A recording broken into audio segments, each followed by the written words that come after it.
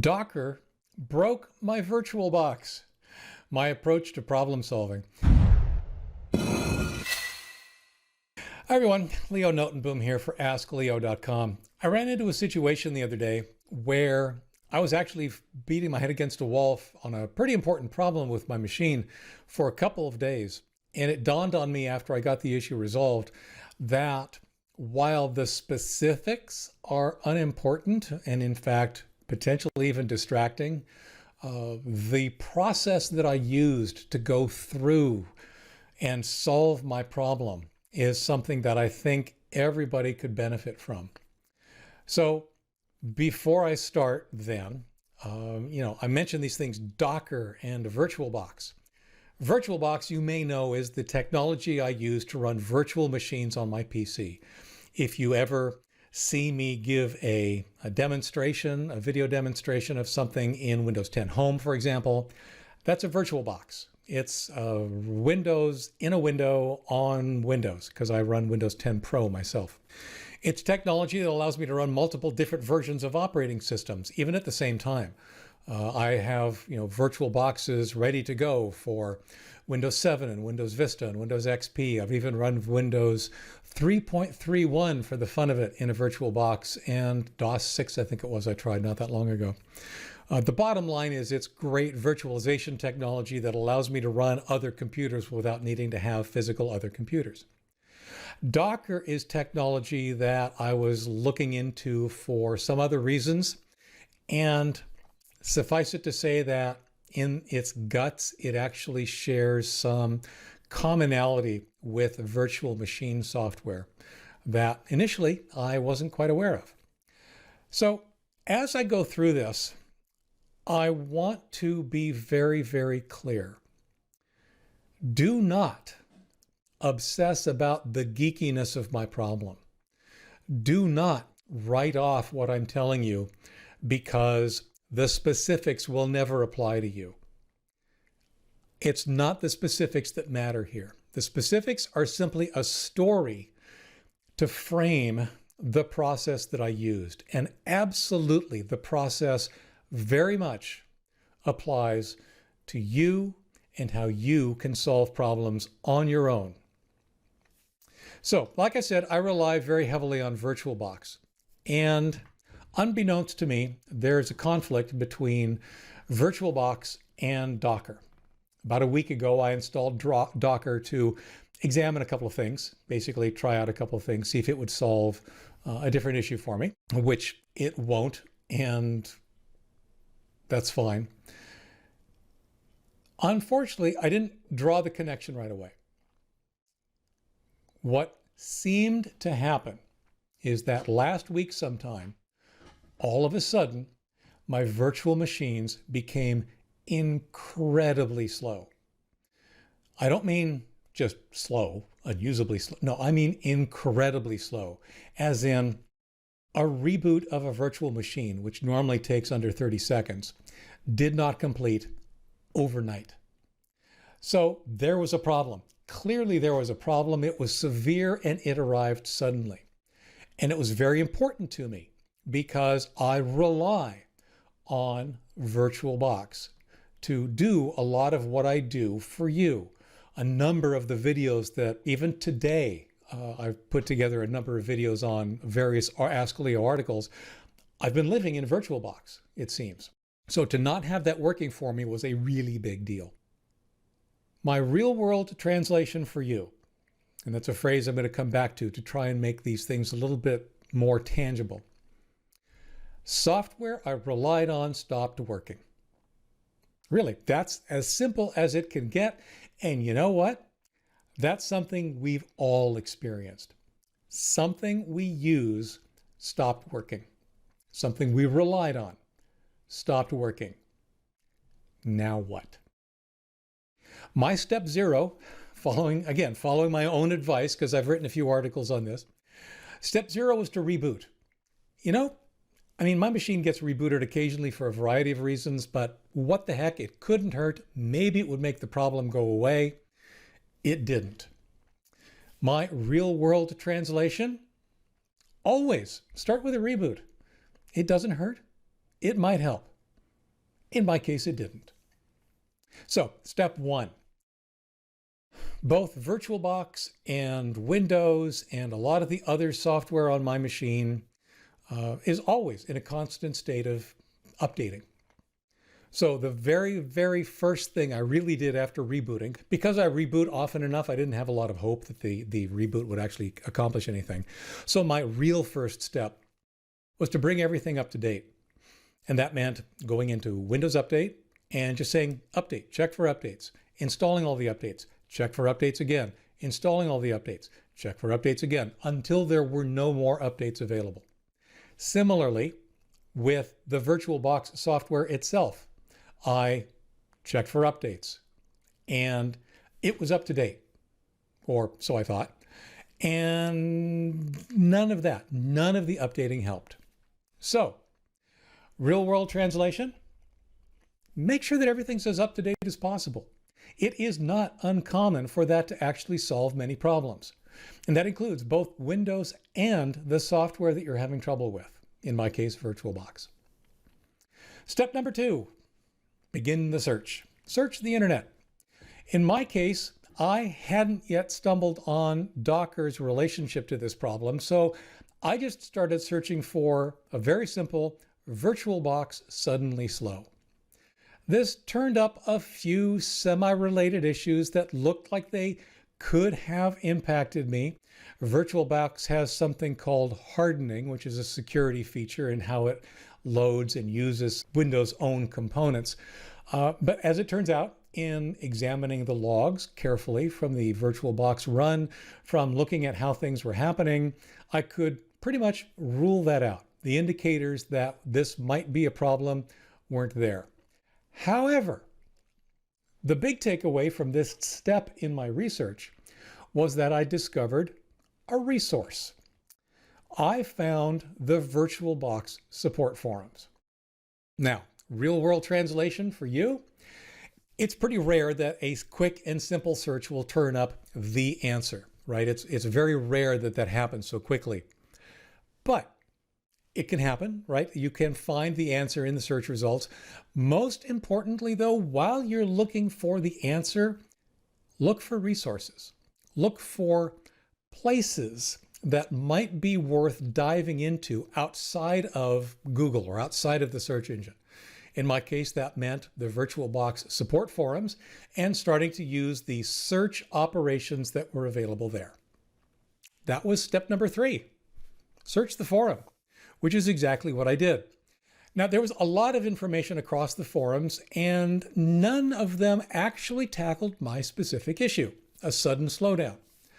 There were lots of slowdowns, but they all seemed to come back to one of 2 issues. The hardening issue that I mentioned earlier and had already ruled out, but another phrase kept cropping up in a lot of these discussions and in a lot of the answers, the solutions that people were running into. And that's something called Hyper-V. Hyper-V is a feature in Windows specifically targeted for virtual machines. Now, as it turns out, VirtualBox does not use Hyper-V. In fact, Hyper-V needs to be turned off in order for VirtualBox to run. It seemed critical that Hyper-V not be on or VirtualBox wouldn't run, or so it seemed. As I continued the research in the forum, it did appear that in some cases, VirtualBox would run with Hyper-V turned on, but it would run really, really slowly. In fact, it would know that it was running slowly because there would be a little green turtle in the user interface that is controlling the virtual machine. And sure enough, I had a little green turtle. Real world translation.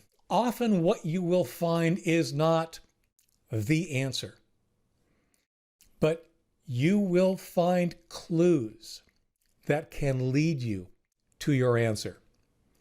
Be alert for those clues. Step number 4, I uninstalled Docker. It was about at this point that I started to put 2 and 2 together and realized that I had installed Docker. Docker could be a type of virtual machine software. It made sense given what it does. And it's possible that Docker might have turned on Hyper-V. So I uninstalled Docker. Didn't make a difference.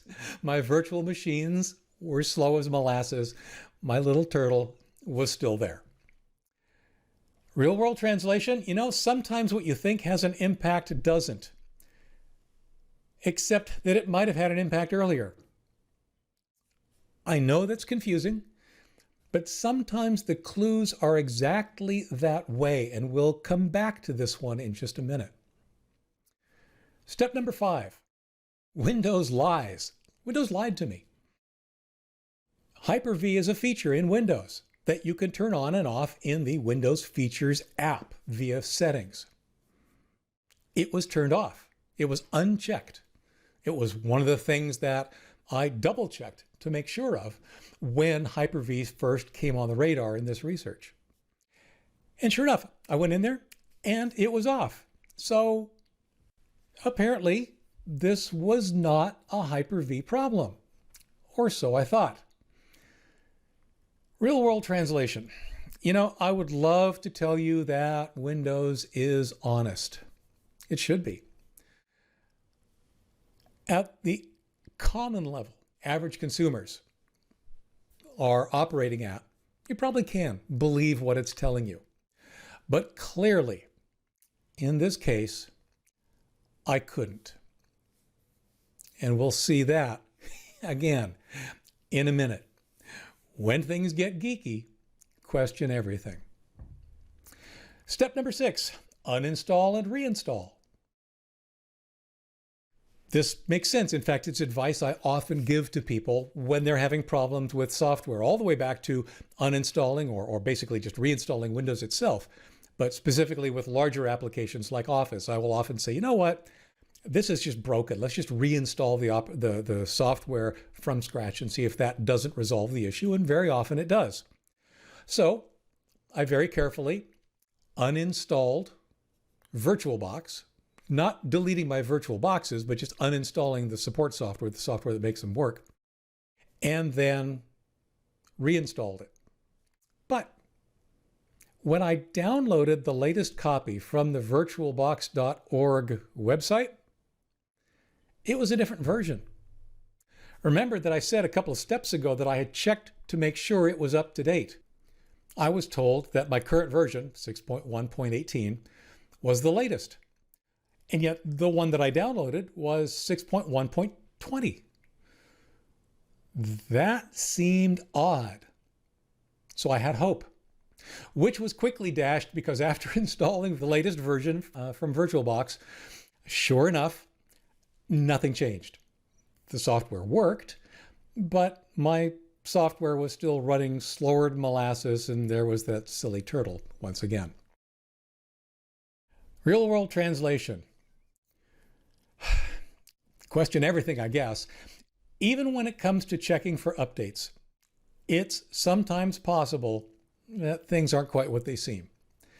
When you're butting your head against a problem, yes, check for updates. Use the tool built into the tool to check for its own updates. But if you're butting your head against a problem, check the website. Check to make sure that the latest version it's telling you is really the latest version that's available. And if it's not, manually download an update.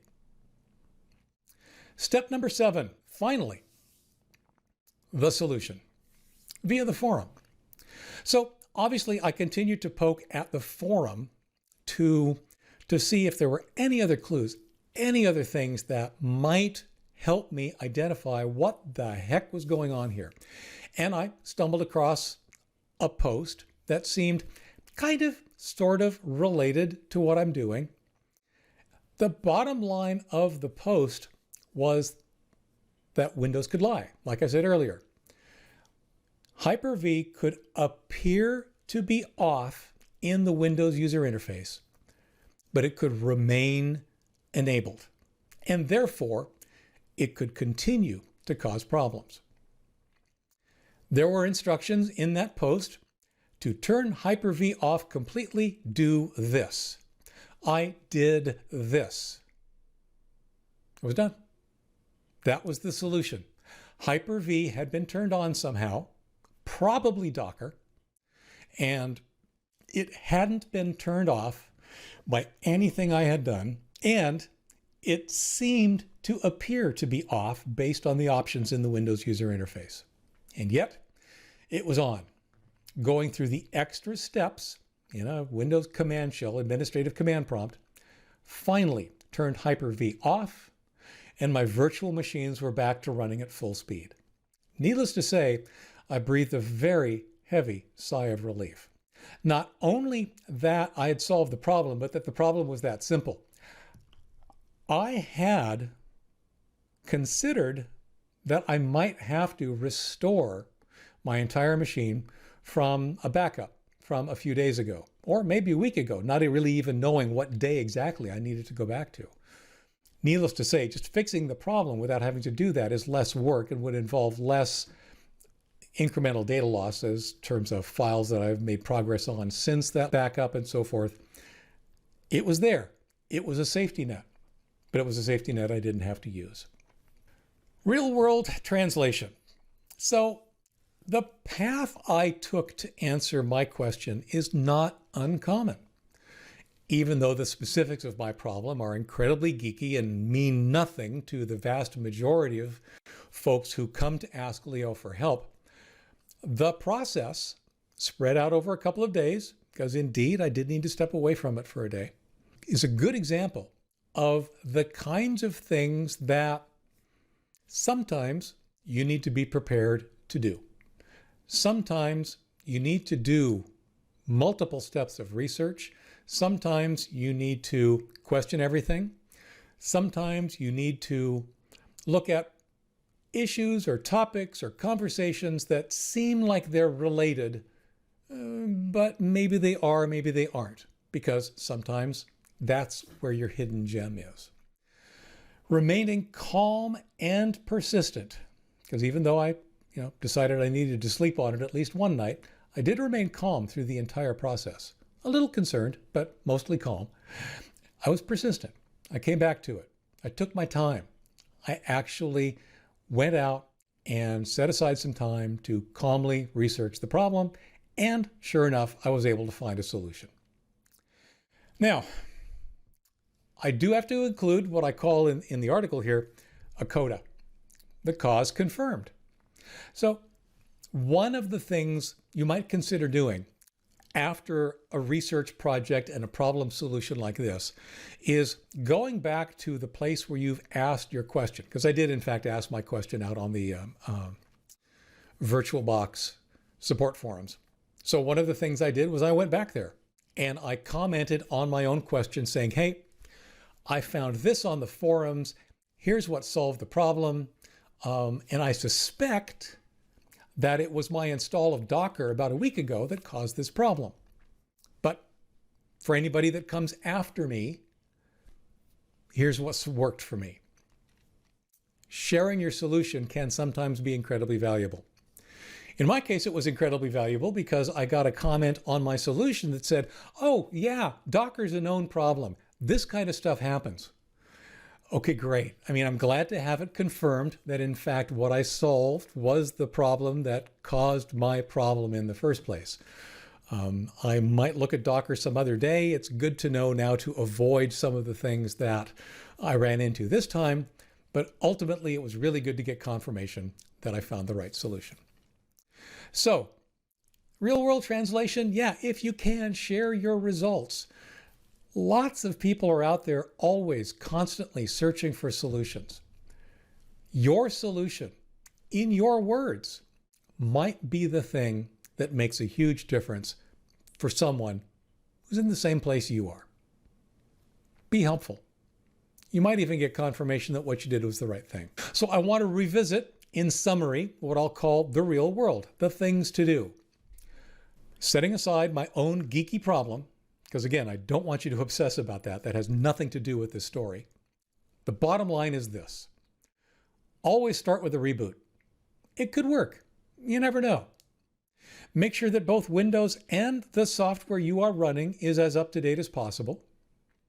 Search the internet, but realize that it's an iterative process, zeroing in either on a solution or on a resource into which you can dive deeper. Look for clues, not just answers, but clues, even though clues can indeed sometimes be confusing. Be skeptical, of course, both of what you find, but sadly, sometimes of Windows itself. Fortunately, Windows being this misleading is relatively rare, but it's something to know that it can happen. Take your time. Remain calm. Remain methodical. Remain persistent. And finally, when all is said and done, share your results when it makes sense. You could be making a huge difference for those who come after you. I hope this was helpful. I hope this was maybe a little entertaining. It's an example of the fact that, yeah, I run into problems too. For the full story, for updates, for related links and more, visit askleo.com/132928. I'm Leo Notenboom. This is askleo.com. Thanks for watching.